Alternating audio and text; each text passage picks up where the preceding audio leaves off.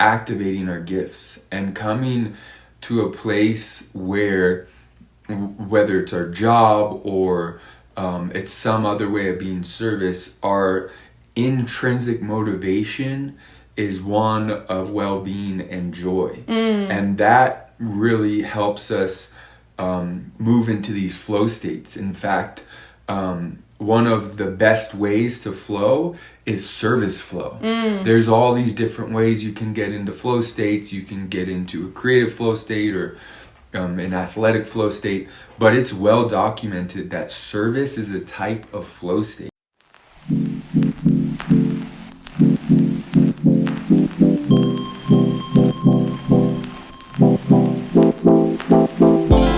Welcome to the More Life podcast, sponsored by Plato's Academy. Plato's Academy is a place of a higher learning community and creative incubator. Learning in a safe and very intimate way to gain a greater ability to author your life and experience more of what you want. This is the academy where people learn the skills they need to activate their unique gifts and step into a more happy and activated life experience. If you are interested in learning more, head over to theplatosacademy.com and also check out the link in the description box. Hello everybody, welcome to the More Life podcast. I am Frida Ticehurst-Rivenbark. And I am Tyler Joseph Rivenbark. So in today's episode, we're going to be talking about being of service, sharing your gifts with the world, and enjoying your life while doing so. And this, I think, is a very beautiful topic to focus on right now in this big moment of change and shift. There's so much just being challenged, and there are so many things that are changing.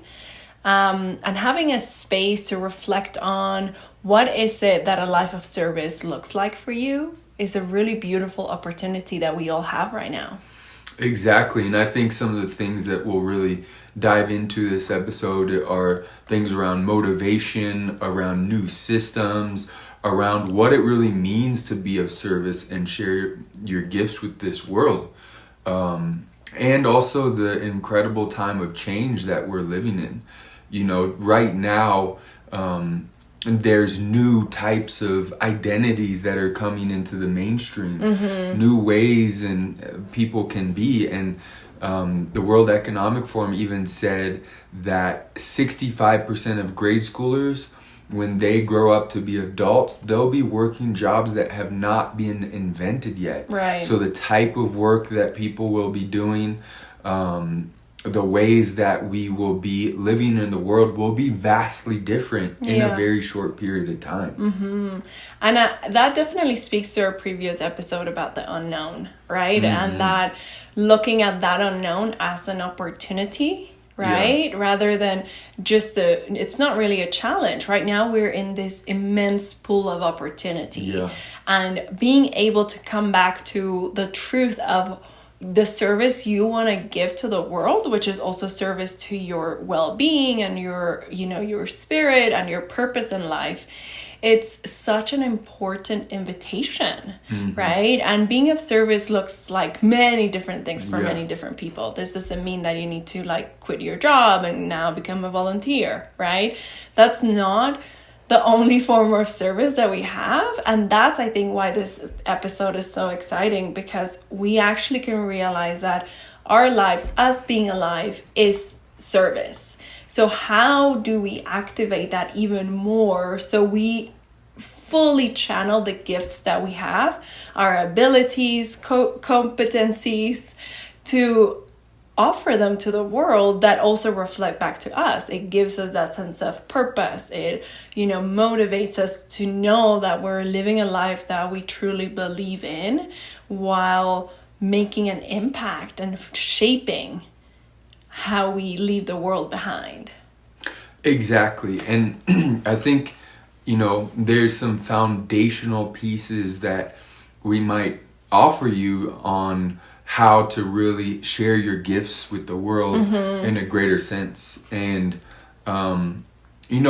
first exploring, what does it mean to be of service? And one of the initial foundational pieces to sharing your gifts with the world is moving from a place of well-being So, it's hard to be of service if you're not well. Right. And so actually taking care of your well-being is a type of service. Yeah. And it is a foundational piece to then share your gifts with the world in a greater sense. Yeah.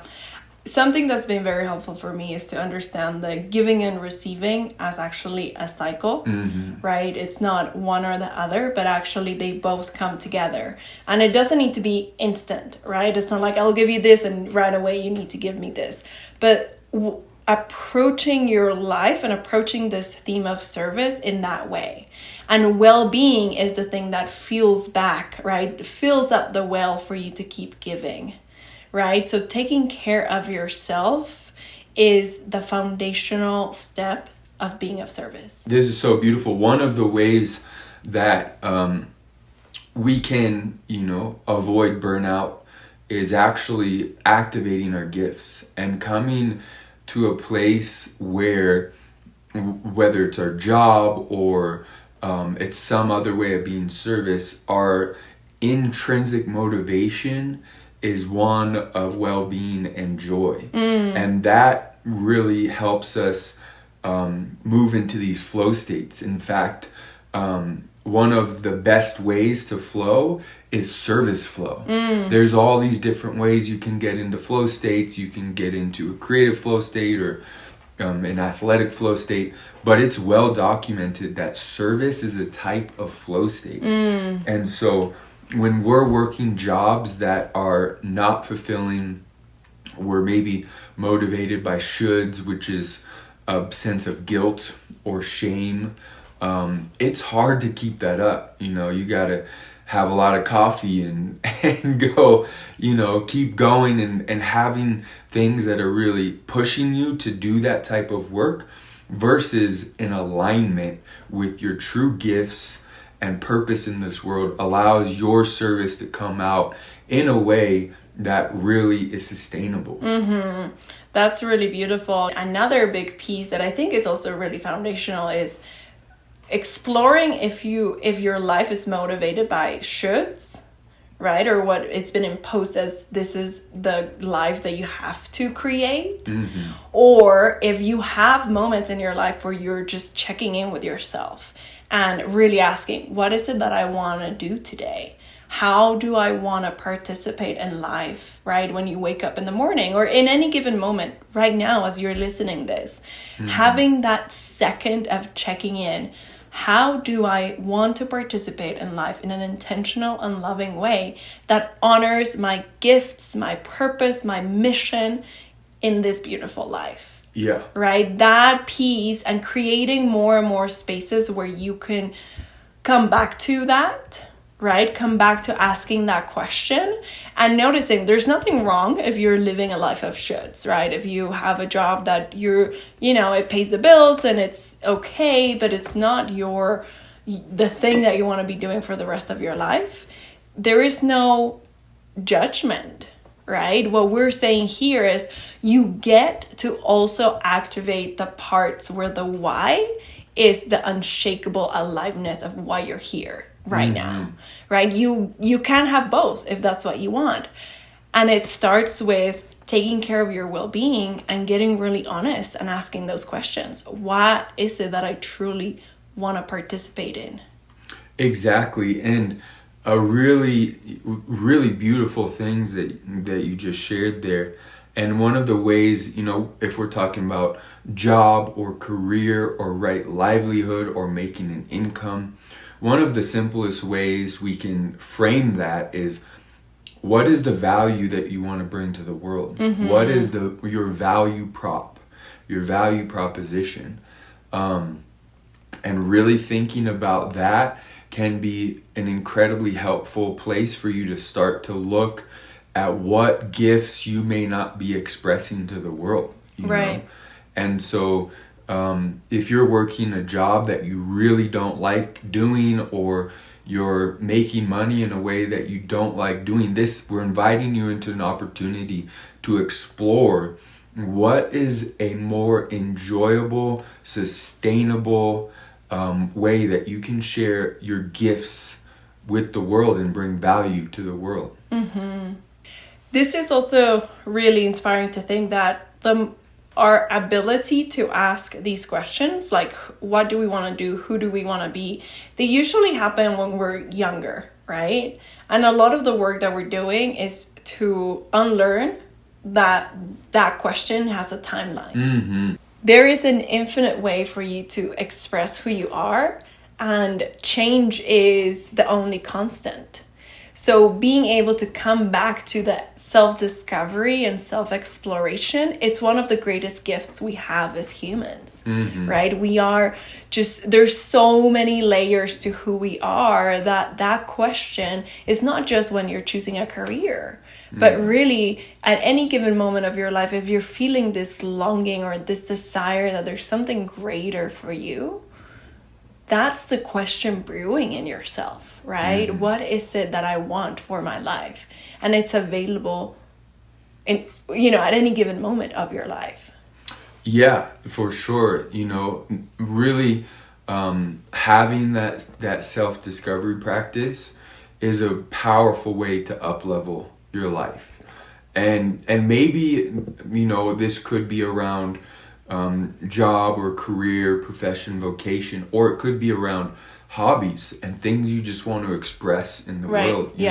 You can have something that you enjoy and you make a lot of money doing, and then you can also have another gift that you want to share with the world that happens on the side, or kind of creating a transition moment. Maybe the profession you've been doing your whole life is not the thing anymore, right? And you're trying to create this transition into something a little bit more enjoyable, a little bit more impactful. And maybe more impactful is not necessarily referring to scale, like number of people, but just the impact on each person.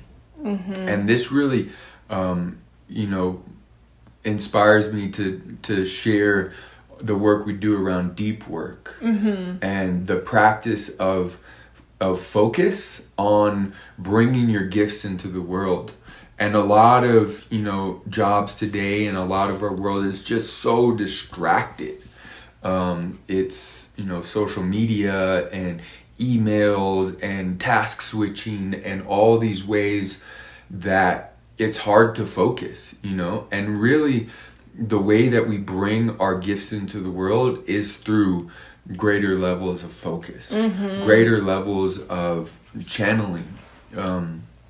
And do you want to share a little bit about deep work? Yeah, this is something that's been very helpful for us, and we also, a lot of the clients that we see, we really invite them to create their deep work structure, if you will, right? And deep work can look in many different ways, but it's basically designed to help you create the moments of uninterrupted flow with whatever task or intention you have. And it could be, a lot of people use it when they're writing a book, right? So you have a busy life, right? You have a full-time job, but you have this project that you really want to finish this book.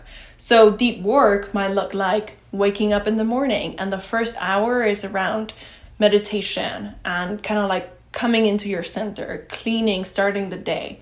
And then the next 2 hours are uninterrupted writing time. Doesn't matter what's happening in the world, those 2 hours are dedicated to your writing. And then the rest, you start your day and you continue as it was, before you were writing the book. So this is one example of deep work. And there's many examples where you can take weeks at a time, where you're just, in isolation. You go to a retreat or you do a summit where it's fully, the attention and intention is to fully focus on whatever you're working on, either self-discovery or a project. So deep work can look like many different things, and an invitation for you is to notice what is the structure that would allow some time and attention and energy that works with your flow, where you're tapping into that deep work opportunity. Yeah, and really the people who are bringing new and powerful things into the world right now have some type of deep work practice, right? So, a historical example is Carl Jung. he literally had a home and an office that no one would distract him. He was completely isolated to bring his genius through. There was no distraction. It was nature, silence, and the work that he was meant to bring through. And that allowed him to focus. And he would do this multiple times a year for weeks at a time. And then you look at athletes. Athletes in the off season or during the off season, they're trying to bring new aspects to the game that they're playing. You know, a new dribble move or a new whatever type of skill they're looking to bring through. You know, they're spending deep focused time on this. Now you look at artists, right? A lot of times, you know, for myself as an example, I allow the subconscious to really help me in my deep work practice. So I'll spend time accumulating questions and tools and materials and ideas for me to then create a powerful moment of flow. Yeah. And sometimes this is a full day or multiple days, or a practice that I'm doing at a very specific time each day for a certain specific amount of time that allows me to bring new work through. And the thing with art is it's a channeling practice. It's a way to create something new and deliver some type of nonverbal communication that ideally will transfer feelings for healing among people. Now, let's say you're a middle manager, or you're working a job that is not attuned to you bringing something through. This is the time where you need to set up the structure to discover what gifts you haven't brought through yet that you want to commit to bringing through. Right. And having those spaces, a lot of people I know, we're talking about distractions, right? And I think a lot of people also have this almost like, oh, I don't have enough time. Oh no, I don't have enough time. That's like one of the, one excuse that's used a lot. And this is an invitation for you to realize it's not about time, right? It's not about like quitting your job and having all the free time to just do this work. It is about finding those intentional moments where you can drop into yourself without, getting distracted by the rest of the world. And one of the core things we're talking about here is value and values, right? So if you value bringing your gifts more fully into the world, it's something you're going to do. Right. You're going to tune your identity, your belief systems, your capabilities, your behaviors, your whole structure of time around this process. And obviously it's a deeper process that can't really be covered in a simple conversation in a podcast. But these are the things that we do and work with people, is we help them kind of tune their lives to bring their gifts out more fully to the world. And for me, this is one of the most enjoyable, almost euphoric things we can do in our life, is share our gifts with the world more fully. Yeah. That's such an important key. Knowing your values clarifies your path. Right? A lot of the people, and this is, we go really deep in values work in Plato Academy, because literally you get two different people. Somebody that comes in with like, I have no idea what my values are, or my values are actually based on shoulds. And we challenge of like, that's not your value. But really inviting people to safely explore what is the true things you stand for in life.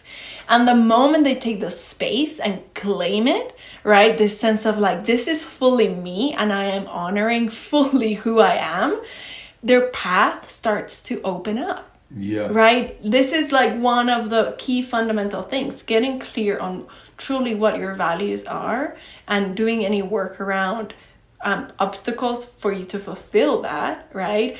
But having the clearness of your values, it literally will bring that clarity in the rest of your life. And it really simplifies your life, Right. right? It's when you move into a room, it's like the ego medicine, the yes, no, this is for me, this is not for me. There's not even like a thinking about it. You just know. And I remember working with someone around values in a group setting, and this person was sharing their values, and then another member from Plato's was like, wait a minute, this sounds like all your values are rooted in a sense of guilt. Like you are, doing this out of a sense of guilt and shame versus the core aspects of the gifts and values that are aligned with them. Yeah. And a lot of that actually comes from ancestral healing, right? Suffering obligations of love. When someone is unconsciously moving in the world, trying to love their ancestors and who they belong with by recreating their pain, versus moving through the world and belonging to their family of origin by sharing their unique gifts and the gifts that their ancestors have yet to express in the world. Yeah. And this is what we're talking about when we're talking about being of service and sharing your gifts with the world more fully. That's so beautiful. I love just the reference of that ego medicine. It's really about the clarity, right? And I think the place where we really want to support people in being, right? You can be in the middle of a very distracting experience, but you just know what's for you. So you do what's for you, or you take the stance of what's for you. And that's what, having the clarity of what your values are, what you're meant to be doing, what that service looks like for you, that's what it does. It creates a sense of clarity of like, the world is crazy right now. There's so many distractions, but I am rooted in what I'm here to do. So I stay focused in accomplishing that, right? And it simplifies it, right? Yeah. That's, I think, the other big key here is many times just adding complexities of what's going on and the confusion of that, instead of being in a state of possibility and groundedness with what's for you. Yeah, and really discovering what's for you makes things like a high-speed train. You just get right on track, and moving forward feels like it becomes like there's more momentum in your path. And so the work we do around values and purpose and mission is really clarifying and really helpful for people to find the track that they need to create the momentum on. Yeah. And some people are in a place where they have yet to even begin that process. Yeah. Some people are in the middle of it, or some people are amplifying and discovering even more of that process. Tom Walters, someone who we work with in Plato's Academy, amazing, super talented behavioral psychologist and organizational psychologist, and overall just magician, right? And he works with companies like Google and Spotify, and he used to be the chief of staff at White and Kennedy and run his own consulting firm. Super talented, and he tells a story of kind of his coming of age story, and he was on track to be a doctor, and his parents were doctors, and he had this moment of realizing he needed to create space of understanding if that was really for him or not for him. And so what he did is he applied to be a stewardess, an international stewardess, to fly and be based out of Paris, France, because he had yet to see the world. So he moved to Paris and he flew all over the world, and he had this discovery moment of what was for him, of really, like channeling and alchemizing the gifts of his ancestors into something new that was for him, that made his life more free, more enjoyable, and more natural for him to share his gifts with the world. Yeah, that's just so beautiful to have those opportunities. And I think following your curiosity leads you to those, right? We've talked about curiosity in our first and second episode, and just like the value of curiosity and the full invitation right now to notice that, because there's,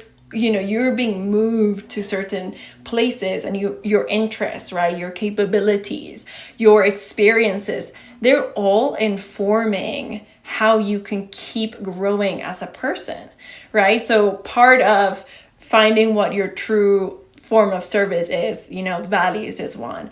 And also in that, you can bring, what are some of the experiences that you've had? What are the curiosities? What are some of the questions that you have about the world, right? Kind of like opening up who you are as a persona, and really being curious. How do all of those characteristics come together to support your sense of service? Exactly. And these characteristics can grow and evolve based on what you're reaching for, what you're curious, and what you're desiring. And, there's some spiritual practices that say desire is a bad thing. But we're humans, and we're here to be fully human. And one of the best ways to engage in life is through what you want in life. What do you honestly want in your life? And believe it or not, that actually aligns with service and sharing your gifts with the world. And, I think service a lot of times is framed around sacrifice. It's framed around almost kind of like martyrdom, right? Like, poor me, look at me, I'm being of service. Yeah, that, or like, I have to give up everything I wanted of life to be of service. And that's not it. That's not going to be sustainable. Yeah. Right? Really what we're talking about are sharing your gifts, sharing value with the world in a way that's win-win, not win-lose, right? And so that requires, to get to that understanding of what is win-win, it requires a discovery process, right? And so service, desire, and then building those gifts to share with the world is really what we're talking about. And there might be things that there are trade-offs. You choose one thing, you go down a path, and you have to put something on pause for a while and then come back to it, or let it go altogether. But really framing it around, it is your choice, and what are you choosing? What are you wanting? And what are the gifts that you're creating for the world to enjoyably unwrap? And that process of joyfully creating gifts and sharing those gifts with the world is so motivational. It just makes me want more. How can I do more? And then sometimes you get really rolling, and then you're like, okay, I need to take a break. Right. I need some rest time. And then that goes to the refueling your tank to be able to give your gifts more fully to the world. Right. And part of that too, this is really beautiful, because that rest time, right, taking a break, it's also part of the service. I think that there's a big unlearning and relearning on how to be of service in the world in a way that it's sustainable. And a lot of times we kind of tend to see rest and downtime as like, oh, you're not doing anything, right? Oh, you're not doing enough. You're not showing up. You're not being of service. But tending to your well-being is the foundational piece of being of service. So if you need a rest, if you need a break, that's a big part of the puzzle of service, right? So I think more and more encouraging people, right? When people are like, you know what, I'm going to rest, celebrating that, right? Celebrating those moments, because a lot can happen when we're in rest, in our rest flow. A big reframe for me that was very helpful relating to desires was, desire is actually a sign of life. And those words are just so much medicine for me, because what you truly, truly want, in very rare cases, is the material.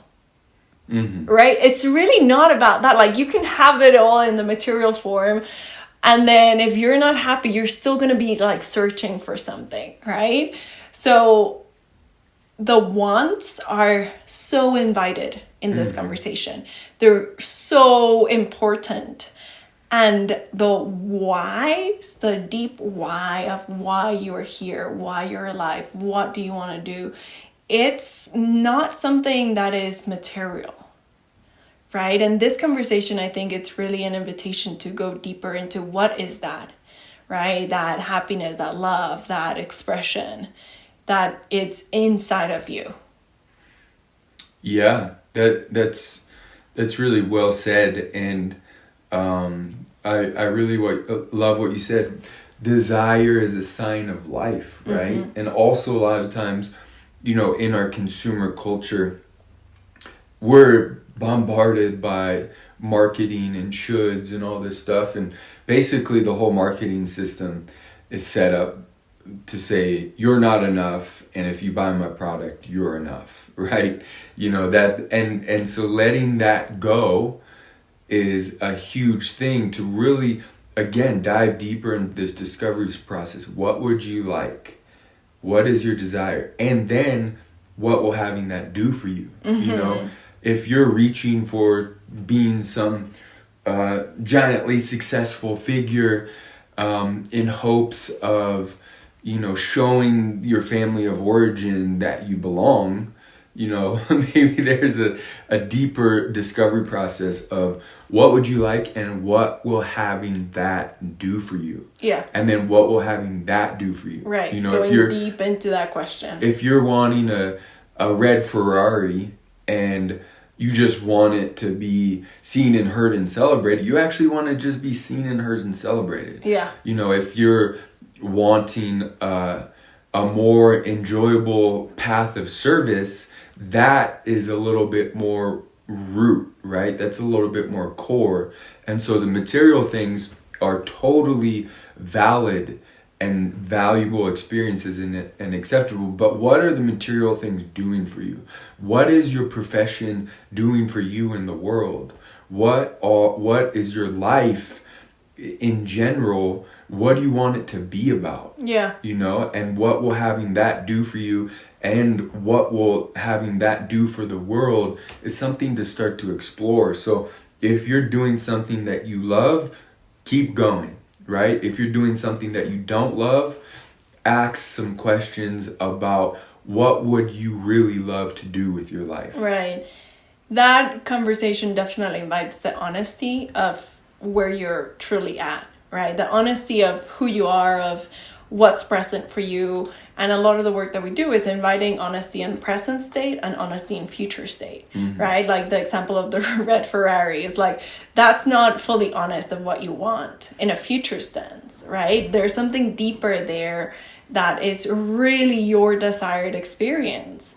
And having the spaces to get really honest on what that is for you is just so important right now, right? Because that fuels how you show up in the world. That fuels how you choose to be of service. That fuels how you relate to yourself and how you relate to others, right? So having that honest, desired state conversation with yourself is fundamental. Yeah. And so a question that I invite all you listeners to ask is like, do you love your life? Do you love what you're doing right now? Or not, or do you not enjoy your current work? Do you not enjoy your current daily flow? And really bringing it down to kind of a daily level of fidelity. Are you enjoying most of the days of your life? If you're not, let's start this discovery process. Let's start seeing how you can bring some more enjoyment in your life, and starting with small switches, small chunk sizes to make that more enjoyable. Yeah. And also if there's a big leap that needs to happen, finding the way for you to land that leap. Yeah. And if you're doing what you love but it's not fully on track, how to get it fully on track. Right. How to make it sustainable. Right. And it's like reaching for that desired state to be of enjoyable service, to be sharing your gifts with the world, and then stabilizing that experience. Right. That's a very important part, right? If we are used to somebody that's not doing that, this is a new experience that you're marking as safe for you, right? And another big aspect that we also really refer to is relating to your life developmentally, right? So the form of service, that's, I think, one of the biggest keys that I've received recently to really get honest in the relating to your life developmentally. You're not looking for perfection. You might have hard days, right? We are human. We have human feelings. That's just what's happening, right? And in that, you can be rooted in, I love my life and I am happy. Even in the sadness, even in the grief, even in the confusion, there is this unshakable center of you that is solid in that well-being, right? That's so beautiful and well said. And I think one of the aspects we're not bringing into play here is resistance as a tool for healing, right? So we want to reach for what we want. And a lot of times when we reach for the new, when we reach for more of what we want, resistance comes up. And so where is that resistance coming from? How old is that resistance? And starting to have ways, the work we do is about resolving that resistance, right. Including it, right? Saying it's okay, and resolving the source of it. So then whatever experience that resistance is coming from, however young, however old that's coming from, it can be resolved and completed. And that experience can be completed for new experience to come through, more of what you want. Yeah.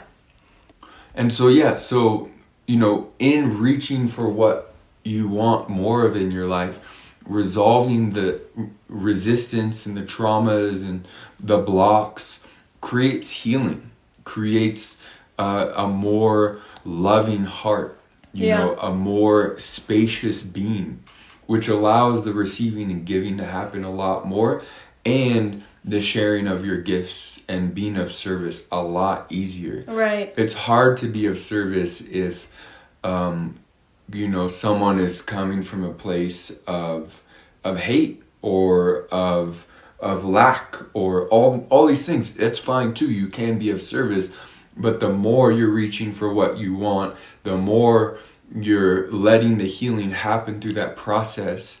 And the more wholeness you bring into your life, the more service you can be. Yeah. And that's coming back to the beginning of our conversation, right? Well-being as a fundamental part of service, right? Tending to yourself. And that's, I think, a big thing that we're experiencing right now is taking that self-responsibility to take care of yourself in the ways that you know that you need. Yeah. Right? Not the ways that a doctor might tell you, right? This is like the sovereignty of you knowing what you need to take care of yourself. And the power that all of you can experience when you take that stance. The alignment of like, I know what my body needs, I'm going to give that, right? I know what my mental health needs right now, I'm going to make sure that happens, right? Those practices and being fully authentic and taking the space, right? Another big part of this is like taking space to be fully you is so important. Getting to know with honesty and authenticity who you are, supporting that well-being. All of these are beautiful layers to a life of service, right?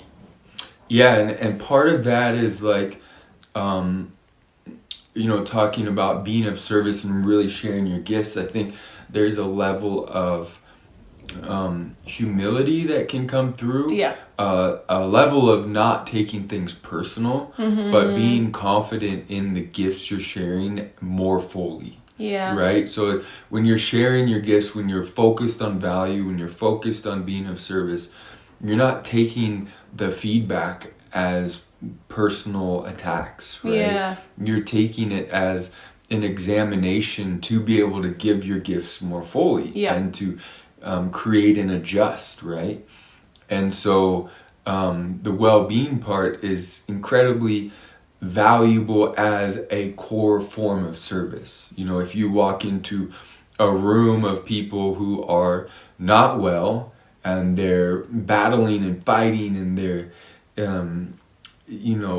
people are having bad days, it's just it's harder to be happy. Yeah. You can still be happy versus walking into a room, an environment, an entire city where people are feeling well, they're feeling worthy, they're feeling loved, and they're feeling safe. Yeah. To be able to interact with other people, or for other people to interact with you when you're feeling safe, loved, worthy, and well, makes everything better. Yeah. Makes the thing, the value, the service to come through way more naturally.